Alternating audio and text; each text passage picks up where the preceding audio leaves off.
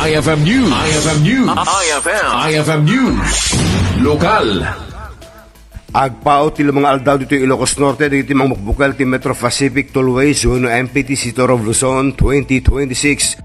Inpakamo ni Helen Ros Domingo, Ilocos Norte Sports Development Officer, nga si Mang Pet dito siklista di pagudpod idi Mayo 4. Nagkapod dito siklista di Tuguegarao City 228.8 kilometro agngana di pagudpod ang may bilang nga katidugan stage ita nga tawen. May sayangkat iti kalmant individual time trial di pagudpod kat nagatidog iti 20.9 kilometers iti inda di nalyasat. May tulumanan ti panagdalyasat na itangal daw. Mga ruwi di pagudpod ka nagpatinggi iti iliti paway nga katidog iti 157.4 kilometers. Namuan nga agluwas ti siklista dito Ciudad Dilawag into Mayo 8 kaya nagpatingga dito Canton City para iti agitidog nga sanggasot o patapulok ket 2.6 a kilometro.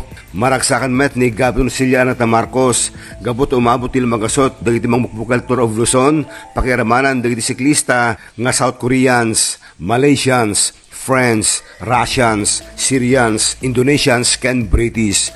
Idol Dennis Gabriel Alipio, Tatak, IFM. IFM News. IFM News. IFM News.